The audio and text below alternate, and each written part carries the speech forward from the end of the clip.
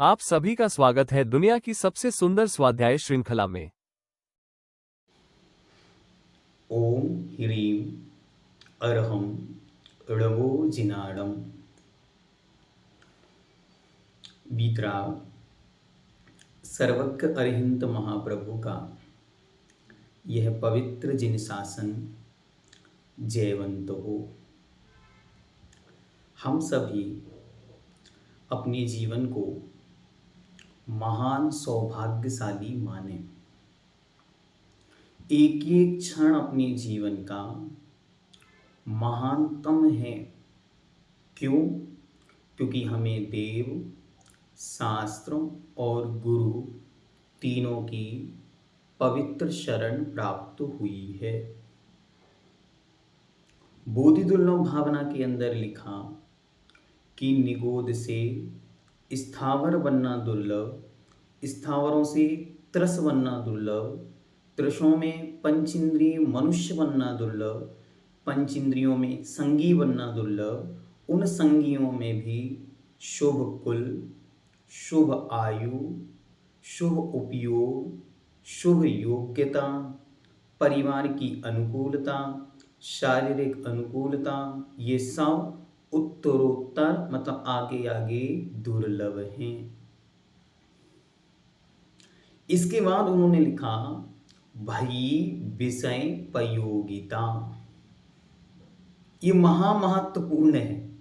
भई विषय प्रयोगिता, जो हमने पढ़ा, जो हम जानने के योग्य थे, उसमें हमारा उपयोग लग गया। ये इस जीवन की सबसे बड़ी दुर्लभता है। इसलिए आज सब लोग अपनी पीठ को ऐसे थपथपा लो 3 बार। क्यों? हम महान सौभाग्यशाली हैं जिन्हें देव शास्त्र गुरु की शरण मिली और बोधि दुर्लभ भावना में कही गई हर एक दुर्लभता हमको सहजता से मिल गई और बाद में हमने अपने विषय में अपने उपयोग को लगा लिया। इस पंचम काल की 21वीं सदी का सबसे बड़ा यदि कोई अच्छा काम हुआ है तो वो है इंटरनेट के माध्यम से घर घर जिनवाणी का पहुंचना। पूज्य गुरुदेव के उपयोग में ये विषय आया, इसलिए हम सब जन्म जन्म पर्यंत तक जब तक संसार में रहेंगे तब तक उन गुरुदेव के प्रति ऋणी रहेंगे।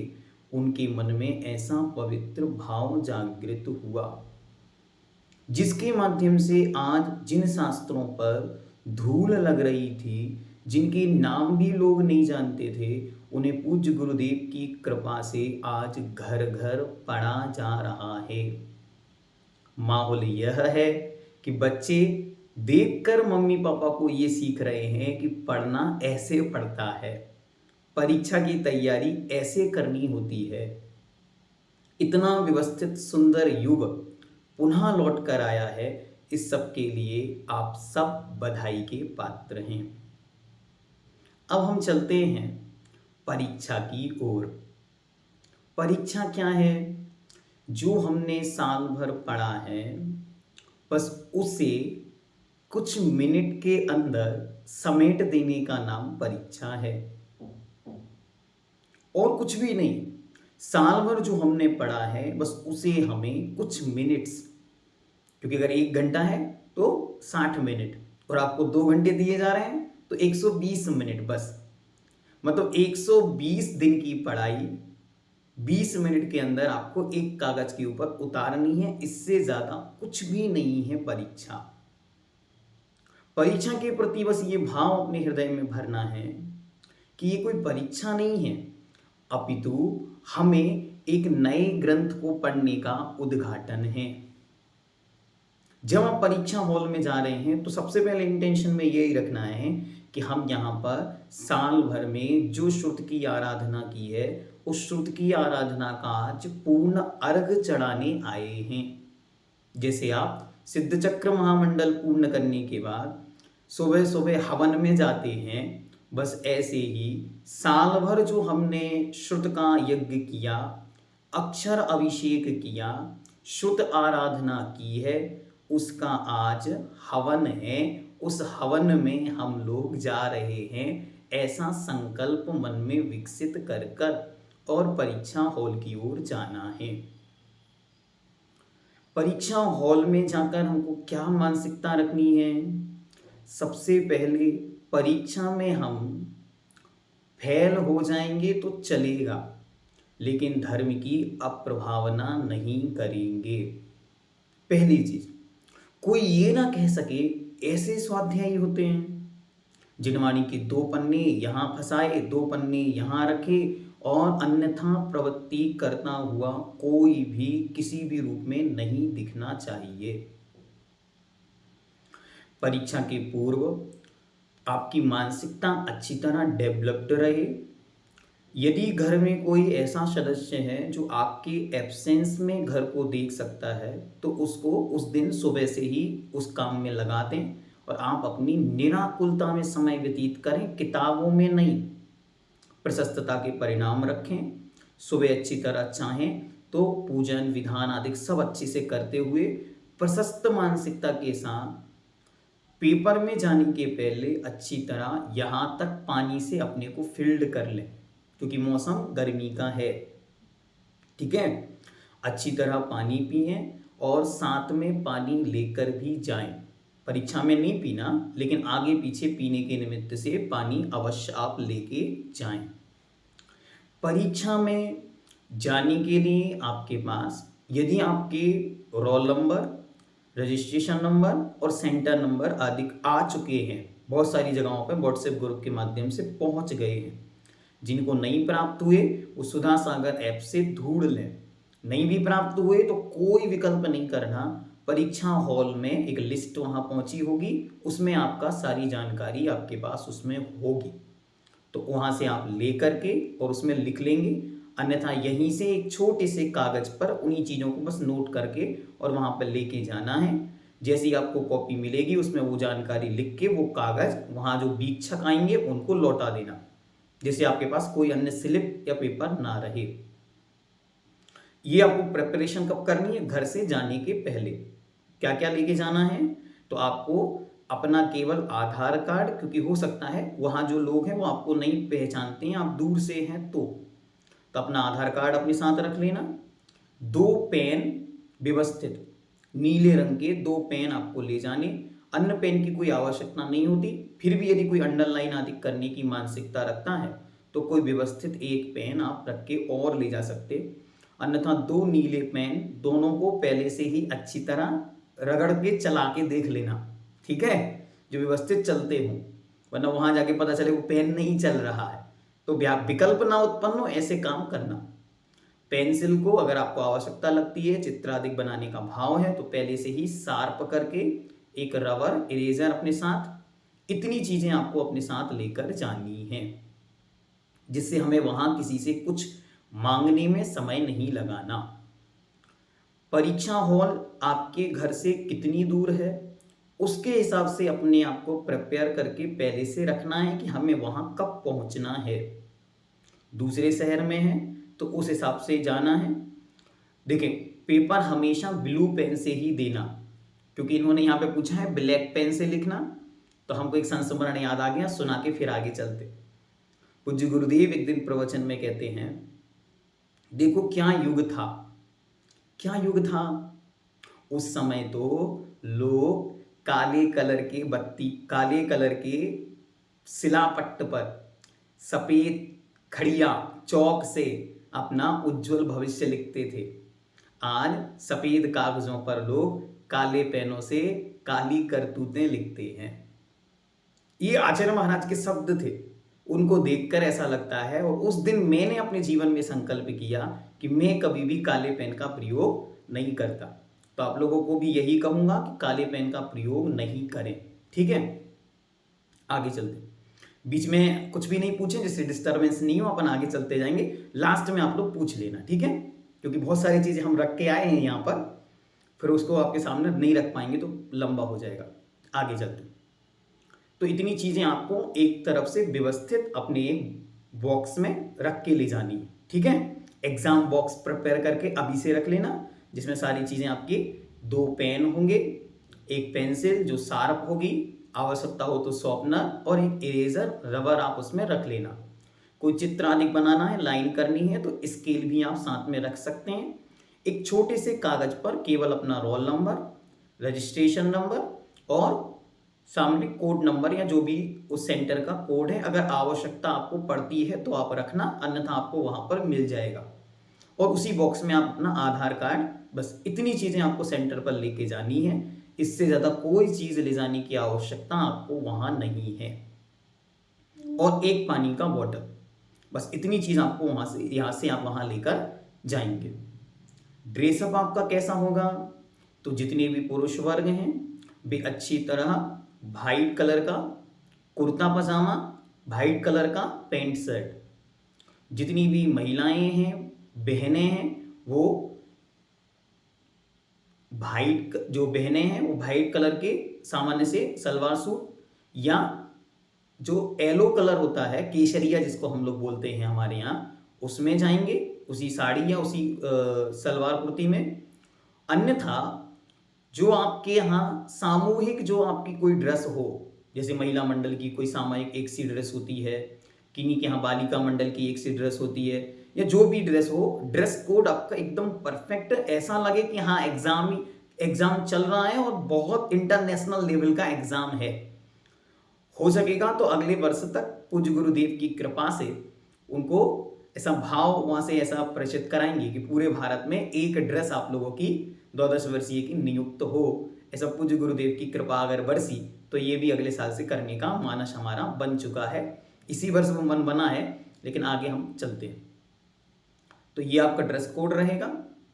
और इंफीरियर मीन करने के लिए कुछ भी नहीं करना है, पहले हमने आपको बता दिया, क्योंकि आपके द्वारा कुछ भी किया जाना जिन शासन की अप्रभावना का कारण है, पूज्य गुरुदेव की और श्रुत की, और ज्ञानावरण कर्म का बंद गया तो जन्म जन्म तक आपको मानसिक रूप से विक्षिप्त होने जैसा महान पाप लगता है। इसलिए हम आपको इसलिए इन कड़क शब्दों में बोल रहे हैं, क्योंकि बहुत सारे लोग सोचते अरे 2 नंबर को तो पूछो तो कौन सी गड़बड़ी की। लेकिन अगर उस समय ज्ञानावरण कर्म बंध गया, ये किसी के मन में ये भावना आ गया इनसे अच्छे तो हम हैं, इन्होंने साल भर पढ़ा और ये काम इनके, ये स्वाध्यायी हैं फिर ऐसे काम कर रहे हैं, कोई व्रती है वो चीटिंग कर रहा है तो लोग कहते देखो इनके ऐसे अचौर्य व्रत पालते हैं ये लोग, तो आपके व्रतों पर प्रश्न चिन्ह लगेगा, गुरु की शिक्षा पर प्रश्न चिन्ह लगेगा, जिनवाणी पर प्रश्न चिन्ह और आगम की मर्यादा पर प्रश्न चिन्ह, सब चीजों पर प्रश्न चिन्ह लगेगा आपकी एक गलती से।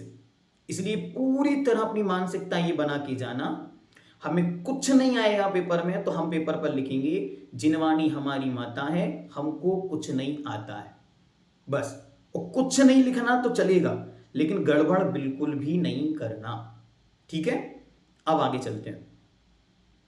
आपको पेपर के प्रति अच्छी मानसिकता ये बनानी है कि ये जो पेपर है कुछ अलग से नहीं है। प्रत्येक वर्ष का जो कोर्स आपको दिया गया है, किसी वर्ष में 3 ग्रंथ हैं, किसी में 4 ग्रंथ हैं, ठीक है।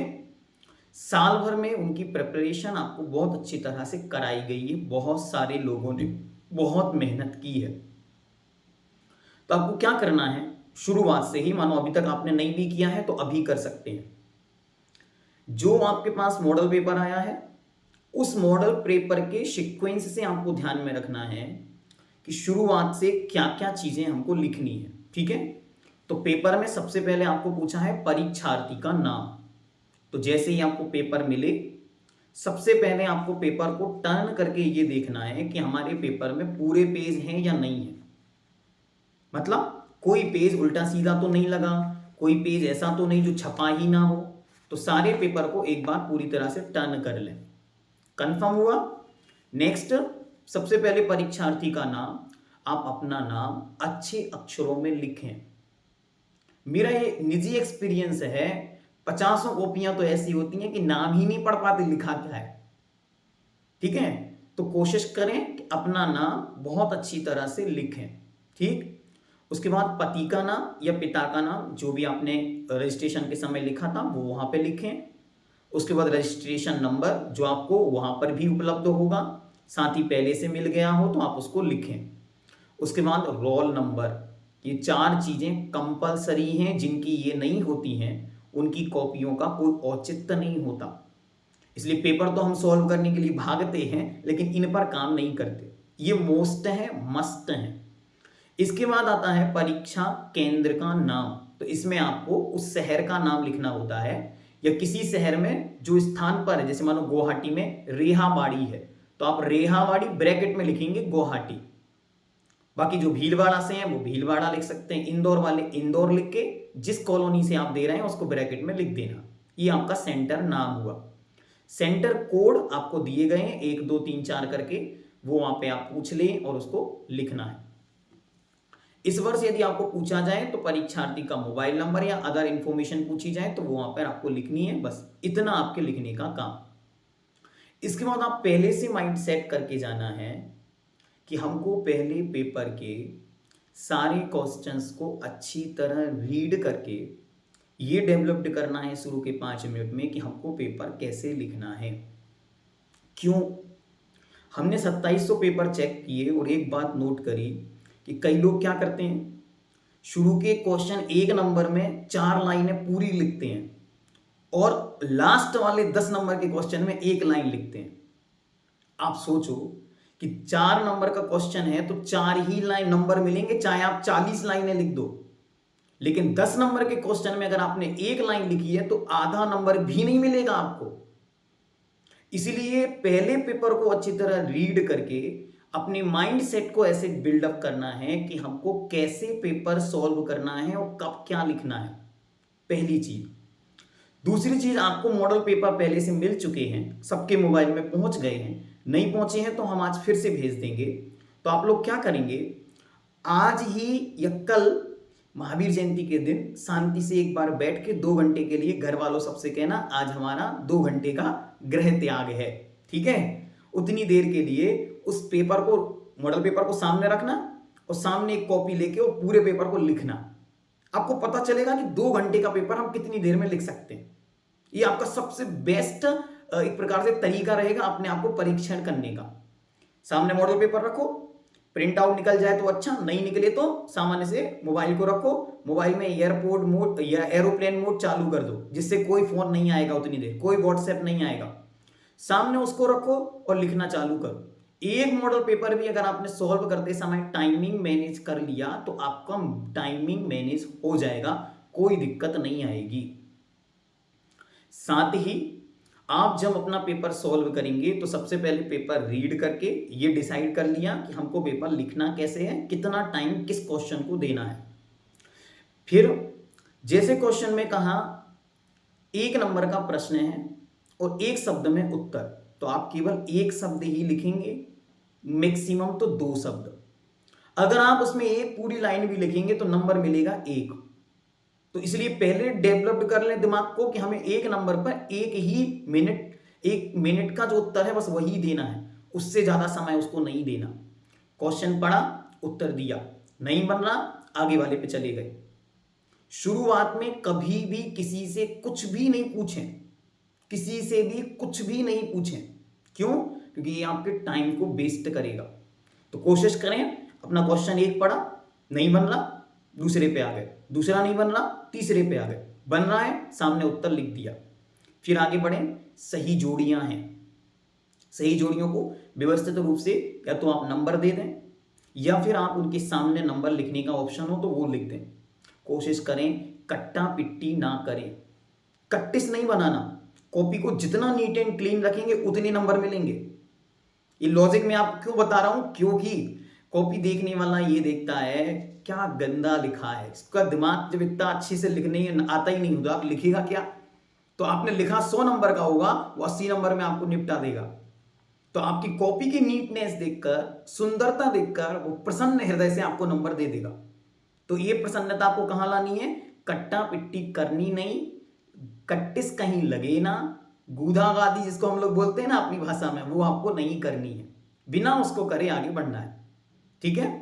फिर आपके पास रिक्त स्थान की पूर्ति आए, अगर सही उत्तर पता हो तो लिखें, नहीं आए तो छोड़ के आगे बढ़ें। उसके बाद आपको आएगा मानो परिभाषाएं लिखना।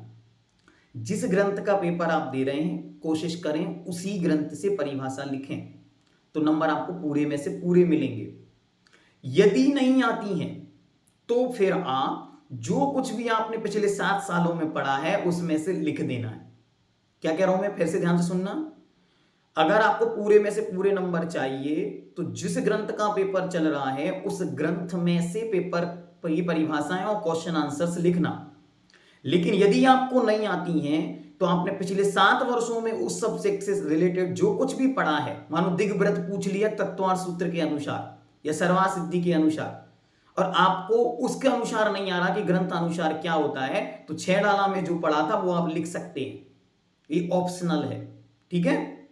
प्रश्नों के उत्तर, आपको हर प्रश्न का उत्तर सटीक देना है। वहां कोई आपके विस्तार को पढ़ने वाला नहीं बैठा, आपकी दुख तकलीफ कोई नहीं पड़ेगा। आप लिखेंगे कि हमारे घर में ये परेशानी हो गई थी, हमारे यहाँ ये दिक्कत थी, कुछ भी लिख दो, कोई नहीं पड़ेगा। जो प्रश्न पूछा है, ऊपर पूछा है मुनिपुंगव सुधासागर जी का जीवन परिचय लिखिए, तो आपको केवल मुनिपुंगव सुधासागर जी महाराज का जीवन परिचय लिखना है, अपने संस्मरण नहीं लिखने। क्या, ध्यान से सुने प्रश्न को और उसका उत्तर उसी तरीके से लिखें। तो प्रश्न को 4 बार पढ़ें, फिर 1 बार उत्तर लिखें। तो मुनिपुंगव सुधासागर जी महाराज के जीवन के मानो डेट्स आपको याद नहीं है, आप लिख सकते हैं उनका जन्म इस स्थान पर हुआ। डेट भूल गए, छोड़ दो, जो भूल गए वो छोड़ दो और आगे बढ़ जाओ।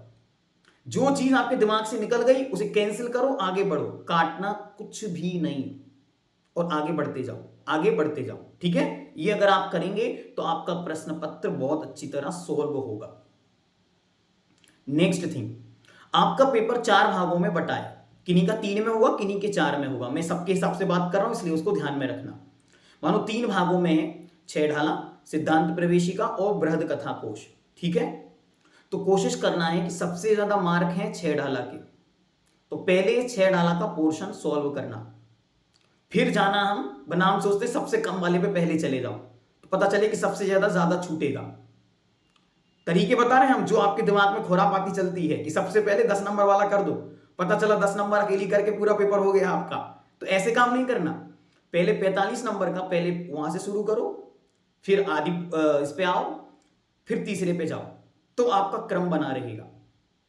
कोशिश करें जितनी भी मल्टीपल चॉइस हैं, ये कंपलसरी है, लिखना चाहो लिख लो सब लोग, जितनी भी मल्टीपल चॉइस हैं, चाहे विकल्पात्मक हो, चाहे 1 नंबर वाले कोई भी फिल इन द ब्लैंक्स हो, मैच द फॉलोइंग हो, सही गलत हो, परिभाषाएं हो और 1 शब्द में उत्तर हो, इनमें कोई भी नंबर कटता नहीं है। आप लिखेंगे तो कुछ ना कुछ मिलेगा अगर सही होगा तो कोशिश, क्योंकि यहां माइनस मार्किंग तो है नहीं, तो कोशिश करना है कि इनको तो हमें अटेम्प्ट करना ही है। नहीं भी बनता है अभी छोड़ दो, लेकिन लास्ट में ये दिमाग में सेट करके रखना है कि हमें इतना तो करना ही है, ये छोड़ के हमको नहीं जाना। क्योंकि बहुत सारे पेपर जब हम पलटते हैं तो देखते हैं कि ये तो पूरी तरह से खाली है, कुछ लिखा ही नहीं। तो आपने कुछ भी उस प्रसंग से समझ में आ रहा है उसको जरूर उसमें लिख देना है। ठीक है। इसके बाद आते हैं हम बड़े प्रश्नों पर। तो बड़े प्रश्नों में जो पूछा गया पहले तो कोशिश करो उस संदर्भ से ही हम लिखें, लेकिन बाई चांस कुछ भी नहीं आ रहा उस संदर्भ से तो क्या करें, हम उससे रिलेटेड लिखें। जैसे मानो आलाप पद्धति में प्रश्न आया, द्रव्य अधिकार का सार लिखिए। अब आपके दिमाग खाली हो गया, आलाप पद्धति खाली हो गई। ये बहुत सारे लोगों की परेशानी है कि पेपर हॉल में पहुंचते ही दिमाग खाली हो जाता है। हमारे साथ भी ऐसा होता था, तो कई लोगों के साथ हो जाता है कि दिमाग एकदम खाली हो जाता है, तो ब्लैंक हो जाता है।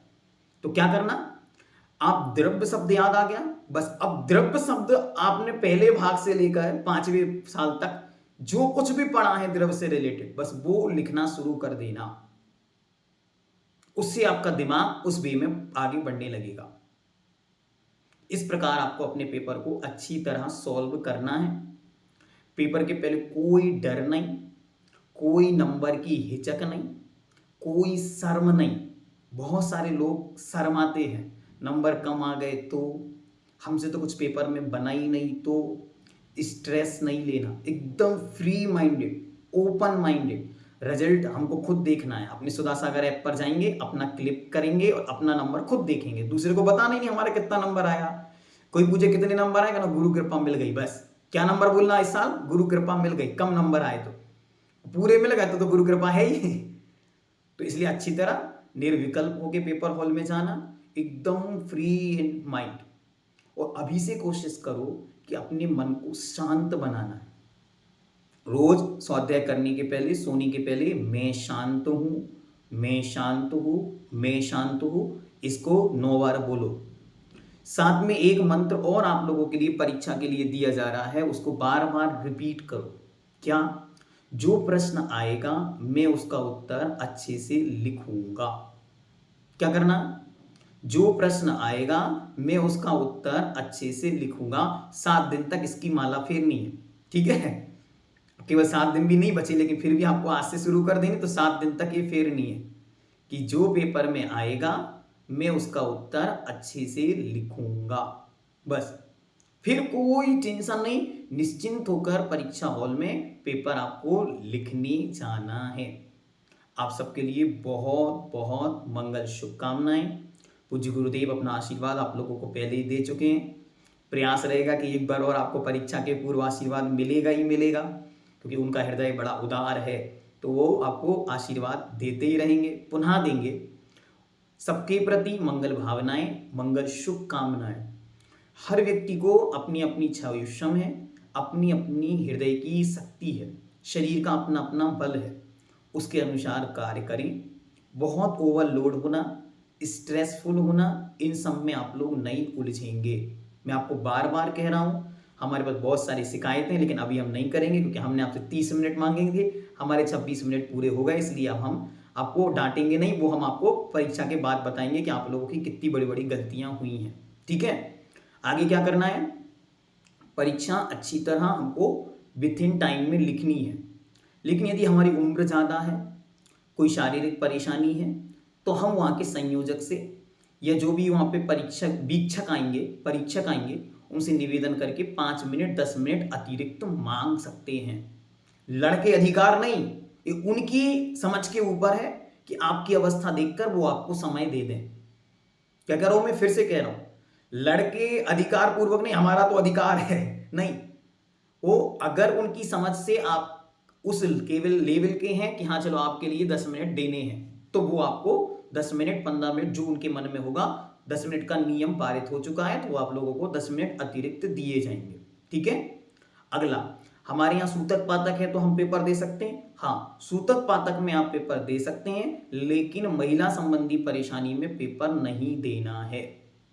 फिर से, घर में सूतक पातक है परिजनों का, तब तो आप परीक्षा दे सकते हैं, लेकिन महिला संबंधी कोई परेशानी है तो आप परीक्षा नहीं दे सकते। ठीक है? मोबाइल फोन परिसर के अंदर नहीं लेकर जाएंगे, स्ट्रिक्टली बैन होना चाहिए, आप लोग नहीं लेके जाएंगे।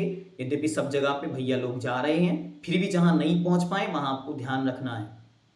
कोई भी अपने प्रश्न पत्र की फोटो नहीं खींचेंगे। यहां फोटो खींची और उसे वायरल करते हो, फिर उसके बाद बहुत सारे डिसएडवांटेज देखने को मिलते। जैसे आपका पेपर खत्म होगा, उसके दूसरे दिन ही हम आपके सब सारे वर्षों के क्रमशः पेपर सॉल्व कराएंगे 1-2 दिन के अंदर। ठीक है? तो आप लोग निश्चिंत रहेंगे, हम सारे पेपर आपके स्वयं सॉल्व करा के आप लोगों को उपलब्ध कराएंगे। बहुत अच्छी तरह एक आयोजन के रूप में हम इस परीक्षा को मनाने जा रहे हैं। एक अंतरराष्ट्रीय परीक्षा ही नहीं, अंतरराष्ट्रीय स्वाध्याय महायज्ञ है, ऐसा हम लोग मन में फीलिंग रखें। सुबह अपने अपने मंदिरों में अच्छी तरह शांति धारा कराएं कि संपूर्ण 12 वर्षीय परीक्षार्थी साफल्यार्थम, इस नाम से हर मंदिर में एक सामूहिक शांति धारा कराएं।